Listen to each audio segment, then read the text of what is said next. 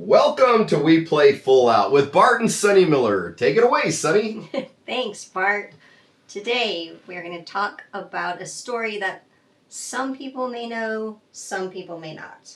But it is the story of Sylvester Stallone and how he wrote and starred in Rocky.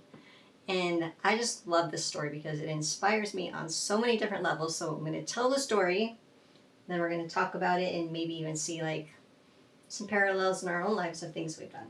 I like it. Let's do this. Okay, well, first of all, Rocky was born with a birth defect. But I don't know if that's what you call it, but there were complications when he was born. And so half of his face was paralyzed. And that's why he always talks kind of out of the side of his mouth, right? But at a really early age, like his whole life, he knew that he wanted to be in the movies. He loved the fact that people could kind of have an escape there, but then also he wanted to inspire people. So cool. Mm-hmm. So he knew that that's what he always wanted to do. Well, fast forward, he's old enough to go talk to agents. Everybody told him that he just looked too stupid. He was dopey. They said, nobody will ever want to watch you in the movies. You just need to go do something else. But he refused to give up because he knew that that's what he wanted to do with his life.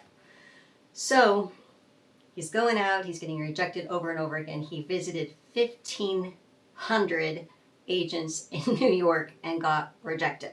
Now you may be thinking to yourself, are there 1,500 agents in New York? No, there are not, which means he visited them 6 times, 7 times, 8 times, 9 times. He's one of those guys where probably if you saw him coming, you'll be like, I will pay you not to come back again. But he just kept knocking doors and he kept trying to make things happen. One day, he went to talk to probably an agent, and he wouldn't let him in to see him. So Rocky just sat there. He didn't go home all night. He was still there the next morning when the agent came in, and so he kind of brought Rocky into his office, and that's the first time Rocky got a job. He was on a movie for 20 seconds as a thug, and he was getting beat up. And the guy basically said, everybody hates your guts, so it's perfect, like that you're the guy that's going to be beat up. And he took, I think, 3 more roles that way, but he was just not getting anywhere at all. And at the time he was married, and his wife was yelling at him. They were having vicious fights every day. She just wanted him to go get a job. But he didn't want to do that. And part of that was because he wanted to be hungry.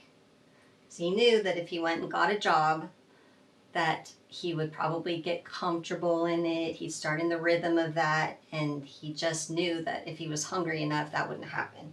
Like he had to be hungry to pursue this thing. And of course, his wife didn't understand that at all. Like they didn't even have heat in their apartment because they couldn't afford heating. So they were cold, they were hungry, they were broke. And one day he went to the New York Public Library. And it wasn't even because he wanted to read. It was just because it was warm there. And he went to sit on a chair, and somebody left a book by Edgar Allan Poe, like right next to the chair. So he picked it up and he started flipping through it. And he became really immersed in the world of Edgar Allan Poe. And he was fascinated with his poems, but also his life story. And reading about it, gotta look at my notes here. It taught him that he could touch other people and not worry about himself so much. And that's actually what made him decide to start trying to write screenplays. He's like, I'm not getting anywhere, trying to be an actor, so I'm going to try this route. So he wrote a bunch of screenplays. Nothing worked. He was still really broke. He didn't even have $50. And finally he did sell one screenplay, and I think it was called Paradise Alley. He sold it for $100, and he was so stoked. He's like, yes, I'm finally on my way. But it never led to anything, so he kept going and going and going. They were finally so broke that he hawked his wife's jewelry. And he said, there are a few things you should never do in life, and that is one of them. And that was basically the end of their relationship. They were, once again, broke. They had no food, no money. But he did have a dog that he loved more than anything because this dog gave him unconditional love.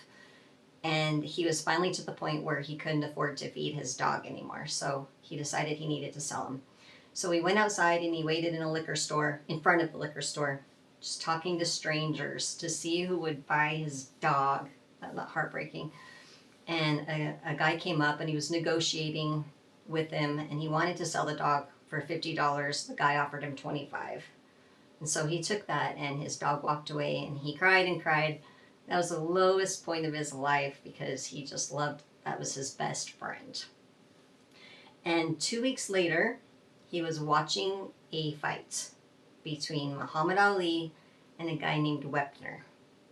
And I guess Wepner was just getting bludgeoned. He was getting just knocked silly, but he just kept coming back and hanging in there the best he could. And that just triggered it for him. And he's like, that's what I'm going to write about.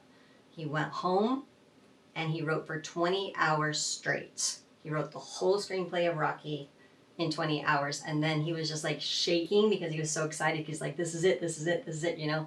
He just knew that he was onto something. So then he's like, well, I took action.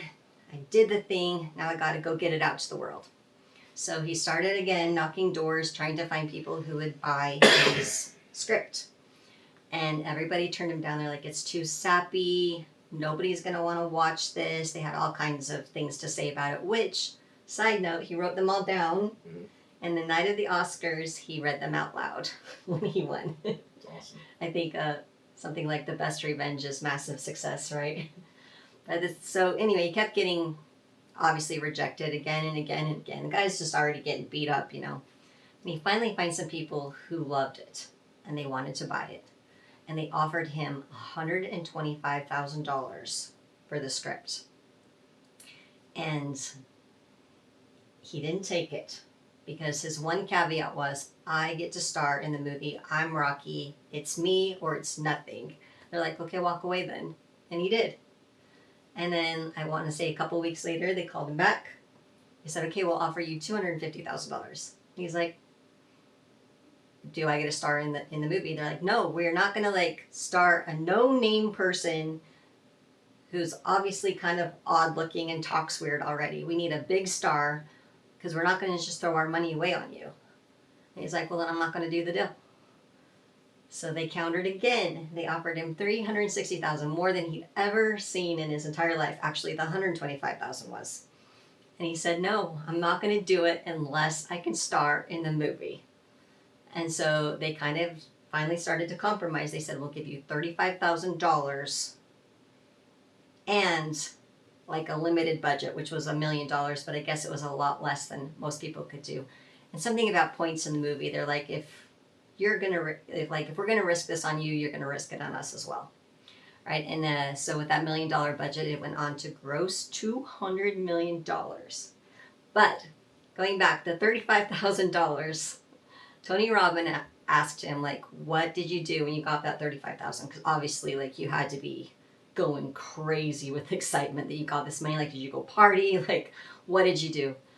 He said, well, I went back to the liquor store and I stood in front of it. He went back for 3 days in a row, hoping that the guy who bought his dog would walk by, hoping that he just frequented the liquor store.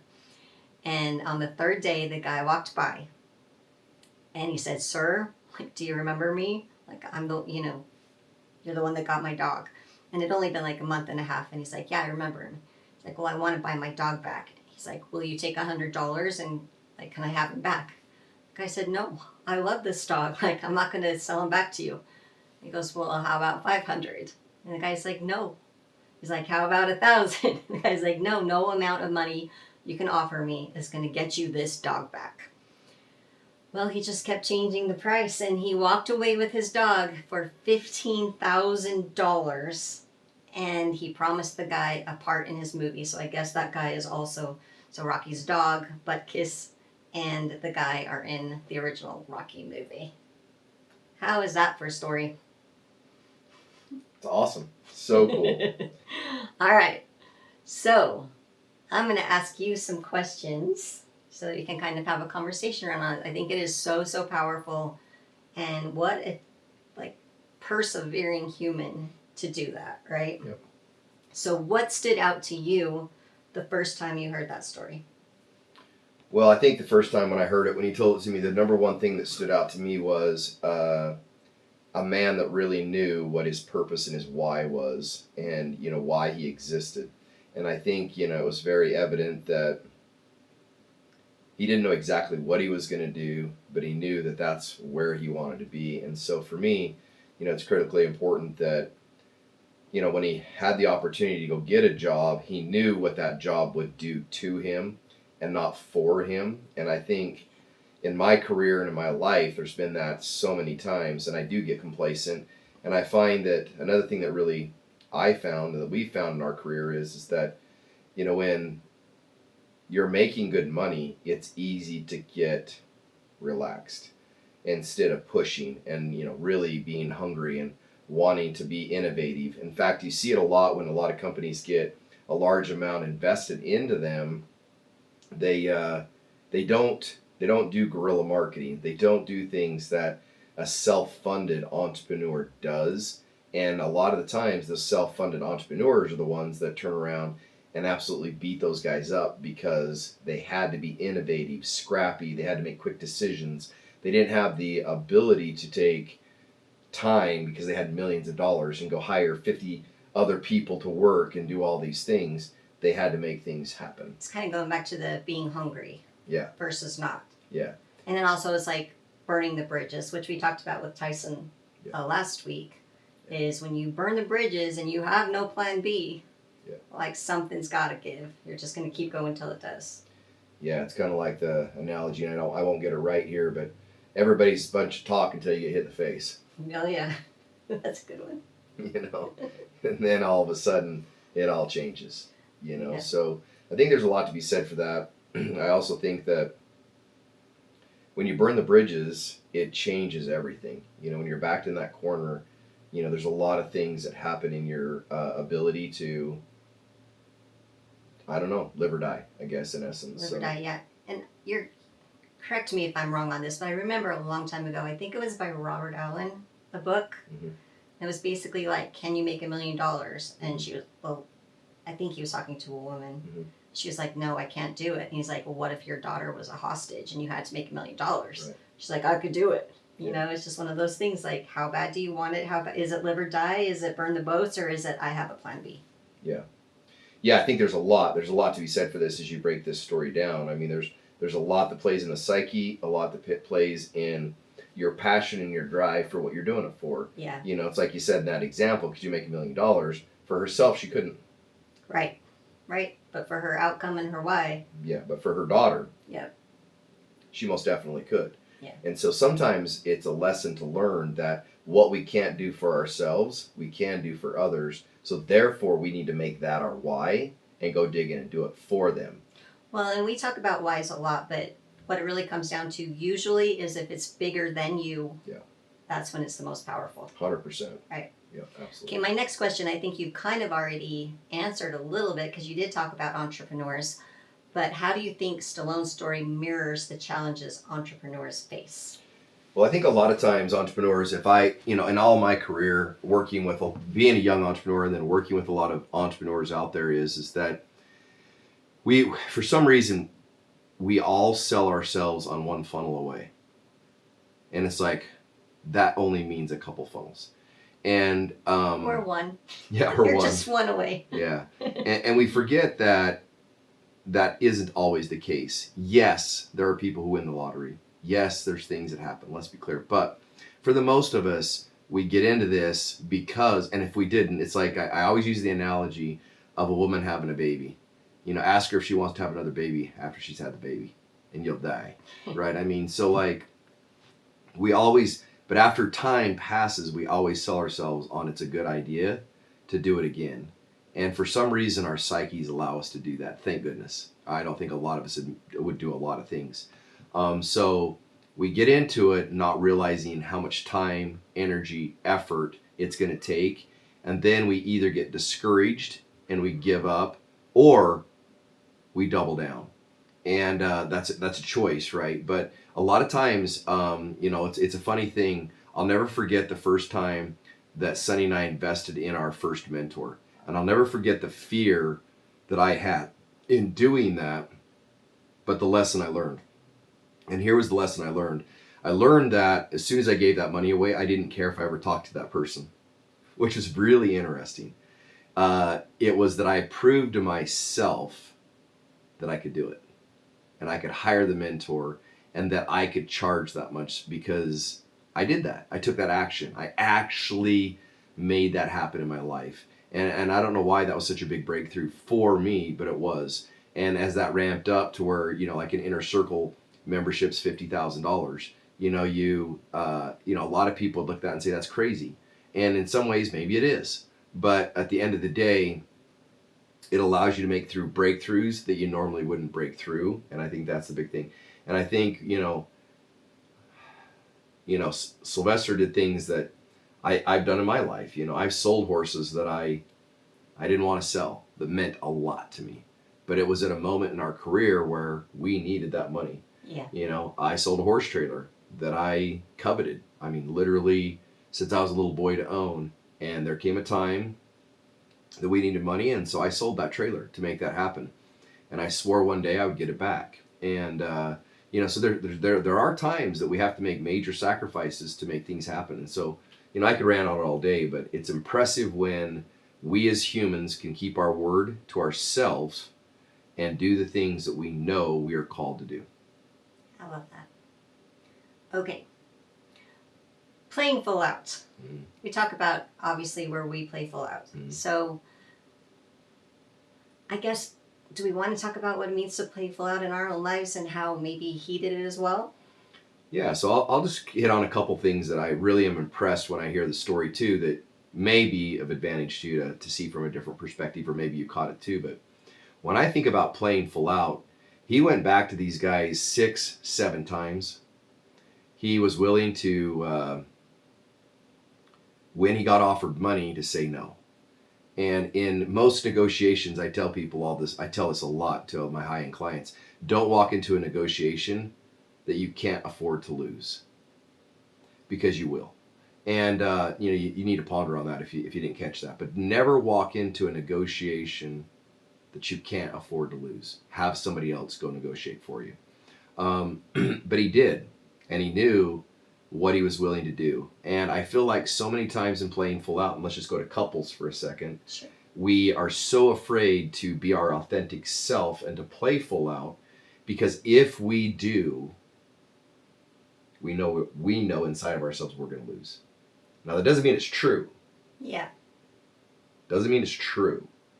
But we have the fear of we could lose because this changes the game that we've been playing with the person that we're with. Now, I'll be willing to bet, and this is not business, but I'll be willing to bet in most relationships out there, and I mean, I have talked to a lot of couples in my life, take my word for this, that both people are not being their authentic self.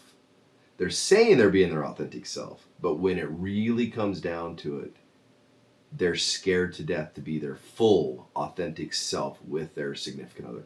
And so, I think that's a couple things that I see as playing full out. And also, he obviously strained his own relationship. Yes, he did. By playing and being authentic with himself. Yep. And I think the hardest part with that whole scenario, and I don't know this, but how well did he explain what he was doing? Yeah. And what that was to the other person. Now, I'm not saying they would have bought off on it. Let's be clear. That's a big ask for anybody to do. Let's be. Yeah. I'm not either side. I get it. But as tonight we're sitting here, you got Mike Tyson and Jake fighting tonight. Yep. And you look at that, and that's it's interesting that you picked this story for this. It is. It must have been subconsciously. Yeah, this night on this podcast, because there's a lot of parallels. Yeah. To a lot of things in that. So anyway, let's keep going on what your thoughts are. Yeah, when we well, play my full thoughts out. on playing full out. I think the thing that really impressed me, first of all, about his story and how he was able to play full out is not allowing anybody else's labels to stick. Yeah. Because I think that's one of the biggest fears of playing full out is how people look at us, how they judge us, what they think about us, and it shuts us down, right?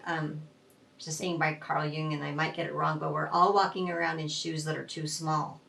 Like we've got all this stuff inside of us, but when we allow others to label us, when we allow the culture to, he's told he's dopey, that he looks stupid, that he'd never have a place in the movie. It's like, what wire in his brain did not get crossed, like in most humans, to where it didn't just shut him down? Yeah. You know, his why was so great, but being able to show up authentically and say, no, this is who I am. Yeah. Nobody else gets to tell me I'm going to figure this out. To me, that was really playing full out.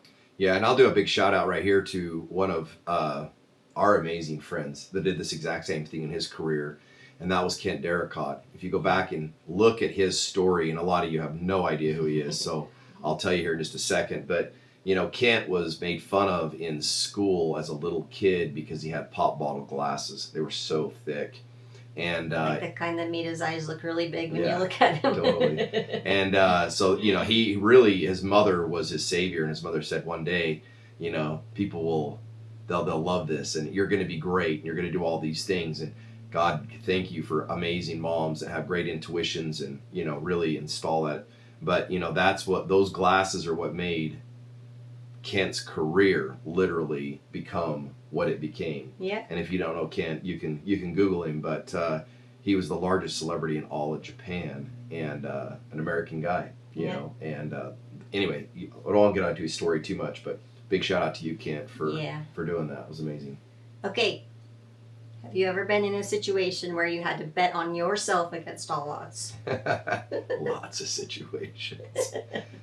Yeah, and that's egotistical, you know, sometimes to think, but the answer is, and not only did I bet on myself, I wanted to be the one that was in the arena, and I wanted everybody to be betting on me because I knew, without a shadow of a doubt, I could do it. And, you know, I think that takes a lot of, I don't know, it takes a lot to be able to say that sometimes. Even right now, it feels arrogant to say, but at the end of the day, most definitely. There's been several times in my life that, yeah, and my back's been against the wall, and I'm still like, let's go. Yeah. Bet on me. I love that. And I'll win. I'm honestly trying to think of a time in my life when, against all odds, I bet on myself, and I'm not sure I can come up with one. Really? Yeah. Not even musically? Like when you were the one that had to carry or do something? I don't know, the odds were against me, though. Huh. You know what I mean? Yeah. I guess, like, and we'll talk about my financial situation. Well, I would say the later, odds are against you with your flute. I mean, you were playing on a beginner's flute against people who were true. really not, you know, so you had something that was, the odds weren't in your favor. There you go. To be able to accomplish what you did with the quality of an instrument that you had, but because you were able to master it so well, you got tone out of something that literally you pushed it at its full capacity to do what it could do, I guess what I'm trying to say. Yeah. And I was going to bring this up later on maybe one of our questions, but just like the sacrifices, you know, I didn't come from a wealthy family. Mm-hmm. Obviously, you just said I was on a beginner flute in college because I couldn't afford anything more.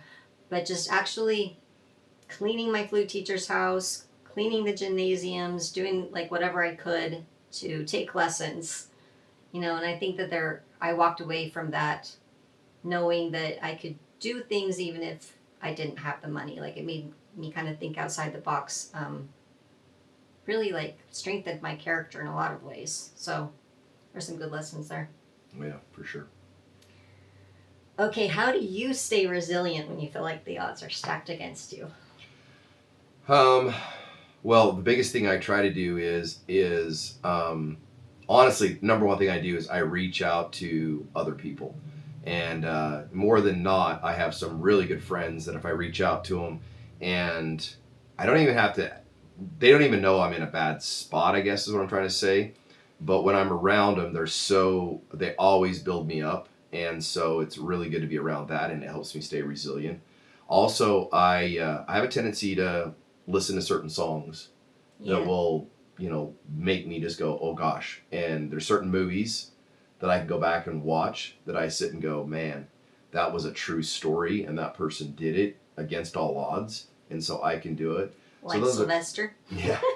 Yeah, if you read this story. Yeah. You know, but yeah, I think that's that. And I think the other thing is that as I've, in my career, looked at and watched so many amazing professional athletes and different things when they lose, And, you Yeah. know, I think that I've seen them be such champions in the arena because, and Gary Vaynerchuk, I still credit him to this day. You know, he said, never kick a winner when they're down Yeah. because Winners they'll are always come gonna back and win. And so I always say to myself, yeah, I'm down today, but in everything that's been a hardship in my life or in our life, I've always had a brighter day. Now, it's not in the moment, and I never think it's going to happen, but reality is there's always been a brighter day. And so I just tell myself there's going to be a brighter day. And let's be clear, I still have tough days. Yeah. I'm going to back up a little bit because, you know, I think that us still being together, you know, odds were stacked against us. Yeah. I mean, we met in October, we were married in February, and I was only 18. Yeah. You were only 21. Yeah. Not very good odds, really, for a marriage to last. Yeah. And then we both were pretty broke. Yeah.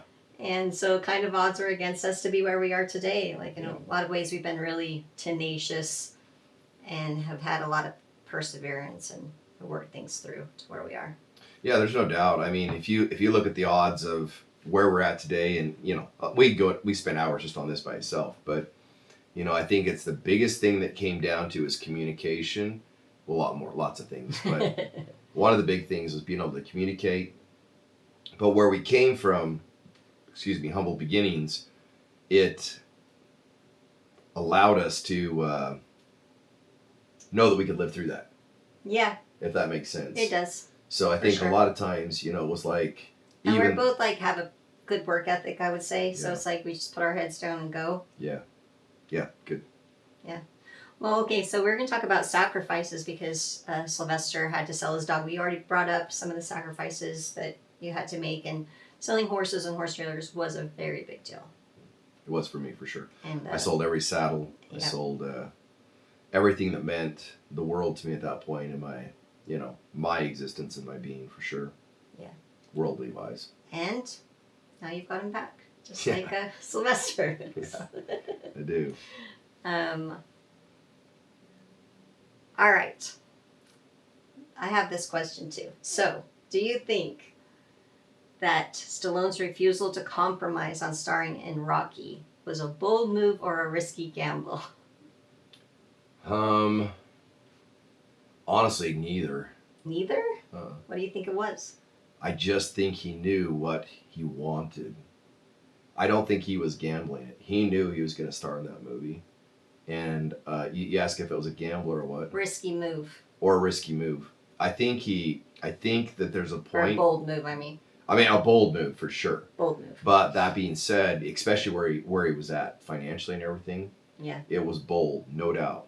But what I would say is, if either one of them, it was a bold move. But he just knew, and when you just know, it's neither. It's absolute intuition. You're right. It's just I'm I gonna do it. could see that. You know what I mean? Yeah, it's like there's just no other option. So There's it's no neither. option. That's it. This is it, and that's what he knew. And that's a hard part. And sometimes if you don't just know, then it's one of those two. Yeah. But when you know, and Yeah. you know, it's like when you have that, and it's like, hey, you're gonna move today, and you know, there's just it's not a risk, or it's just you've got to do what you got to do because you know it. Yeah. I don't know how to explain that, but No, that's the way I perfect. see it. No, that's perfect. Yeah. Okay, so what lessons can entrepreneurs or creatives take away from the way Stallone believed in himself and his vision?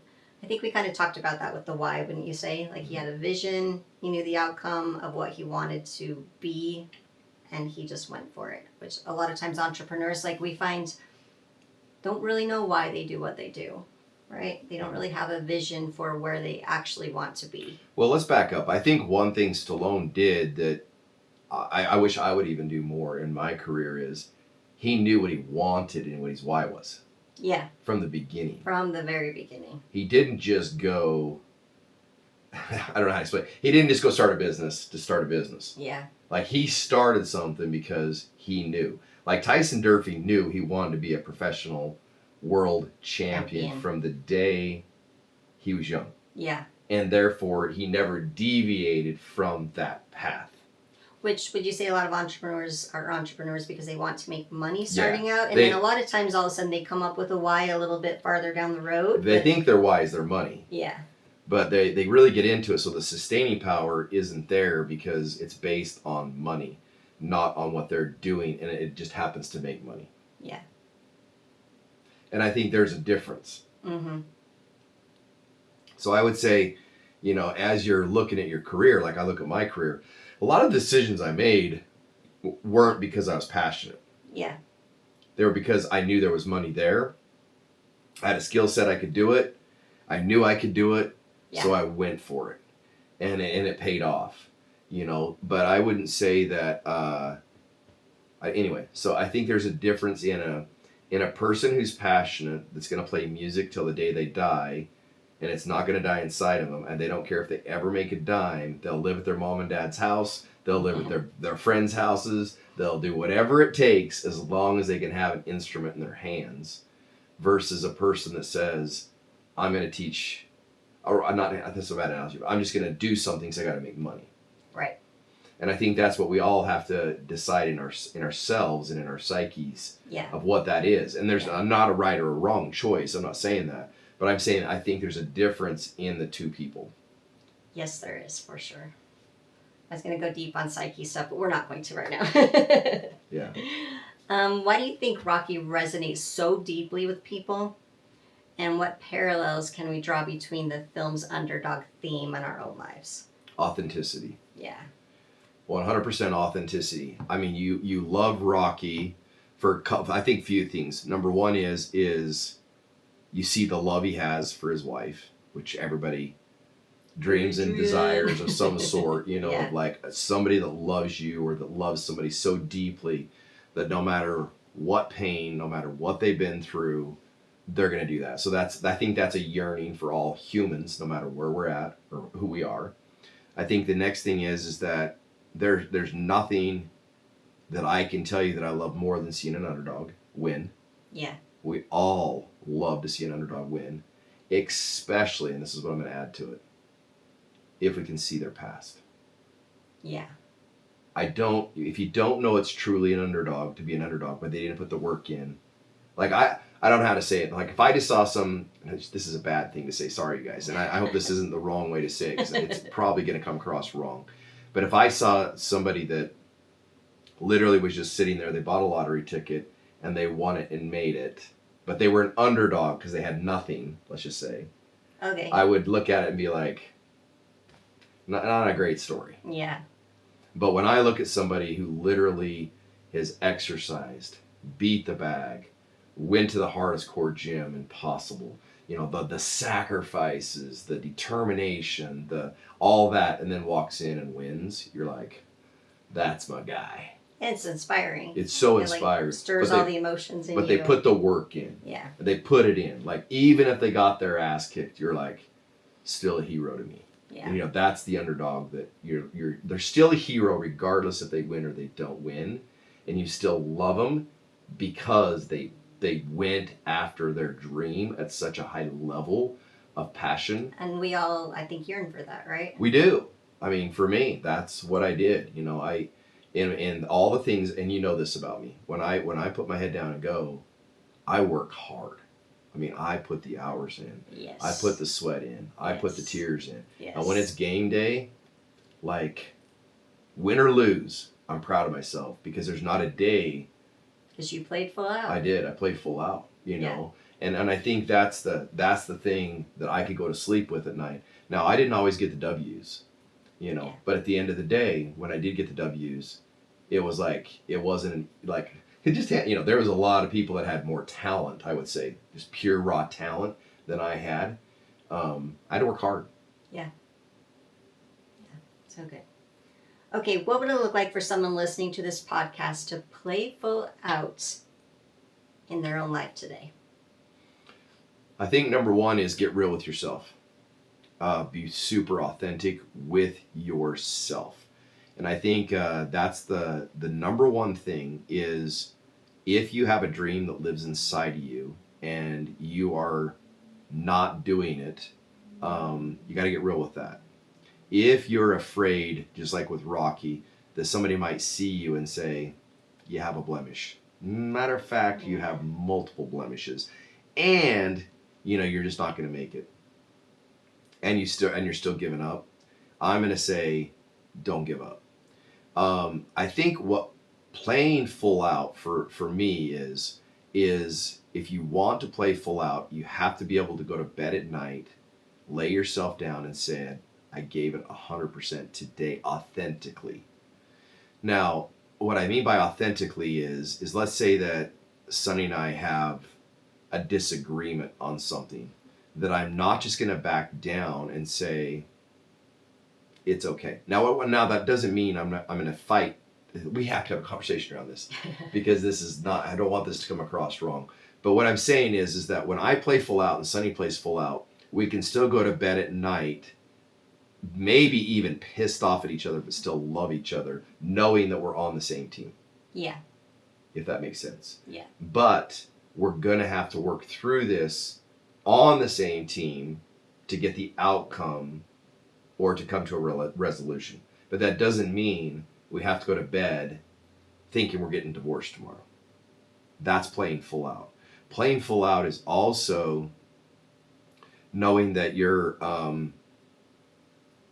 not willing to give up on your dreams, your hopes, and the things that mean the world to you, and not waiting for your dreams, but playing for your dreams right now and making them happen. And so I could get into a lot of those things, but I don't know. Can you think of something that really resonates with you? Well, I was kind of trying to think while you were talking. I think one of the things is just not being afraid to challenge beliefs. Yeah, for sure. And that would include self-limiting beliefs. Yeah. And overarching beliefs, cultural, environmental, all the Yeah. things that, I guess, challenge the stories that are in your head about yourself and about the world that we're in right now. Yeah. Yeah. And I think that's a different type of playing full out too. Yeah. And I think we're talking about both, but I like in us, playing full out for both of us means that we are willing to challenge beliefs. Now that doesn't mean that we can't challenge the belief and still want to live, even though it's that way. But reality is we're willing to play full out and say, let's question this at a level that is extreme to question it on both sides. Yeah. And then make a decision on what that is. Yeah. And then I guess for a side note for me, because you're talking about not letting your dreams die inside of you. And, I've been just listening to a lot of, I guess you call them psychological books. And it's funny that when you hit kind of midlife or whatever, your perspectives do start to change and you start to question what you've been doing for the first half of your life. And you start to realize there's parts of you that want to be fulfilled that haven't been. Yeah. And so really, honestly, like Bart said, taking a look at that and asking what your soul wants to express through you and listening to that. And I think that's just like so, so important to lead a fulfilling life and to play full out and to bring what you came here to bring out to the world. Yeah. Yeah. And I think another part of we play full out too is that helping others to accomplish their dreams because you accomplished yours. That's another part of we play full out is helping others play full out. And that's been a mission of mine is when I see that somebody has something in them and they're not accomplishing that, it drives me crazy. I can attest that it drives me crazy. Because I know what their capacity and what their capability of doing, what they have the capability to do in their life, and therefore I want them to play full out for themselves so badly, and it'll drive me crazy. Yeah, and I think that there's an aspect of believing in yourself if you play full out. Because many people probably don't. Like, it's up to you, just like Sly. Like, he believed in himself, and therefore he was able to play full out. Yeah. If you don't have that belief, you won't be able to. Yeah. And sometimes when you don't have that belief, you got to have somebody else's. Yeah. You know what I mean? Like you do. You got to have somebody behind you that's willing to say, no, I got you. And I believe in you. And I know what you're capable of doing. And they're going to help you push at the level that you deserve to be pushed. Awesome. I think that's good for today. Awesome. Well, thanks you guys for watching, and hopefully this story will inspire you. You can go look it up and study more about these type of things, And as we do these podcasts and we play full out, we always try to tie them into business, personal life, things like that, because there's not one above the other. But the biggest thing you can do for yourself to play full out is be real, be authentic with you, right? And right or wrong, it's your life. Yes. It's your life. You chose this life, and it's happening for you, not to you. And when you get that and you really realize that, now there's not right or wrong choices, but there's right or wrong for you in what you want. And if you let yourself down, it's okay, because you got today. So just start today, play full out from today forward, get out there and do that. Would be amazing for us. So with that, I think family updates really quick. We've got, I've been playing some serious pickleball. I've been roping really heavily, been having a lot of fun. Kobe has moved to Thailand, Yep. and Sunny's been able to babysit the little Lila a couple different times now, which has been amazing.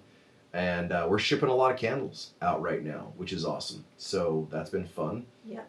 Anything else? Sander had his first Rigby High School band concert. Yeah. And he pulled out 3 improv solos. Really, really fun. And the concert was amazing. It was really well put together. He got to play his baritone sax and his alto sax too, which is really cool. And he was sporting Bart's Louis Vuitton sunglasses, which is his signature $1 billion cowboy brand. So I'm thinking Xander needs $1 billion jazz cat or something. That'd be kind of fun, huh? It's a work in progress, Yeah. but I think it's getting there. Good.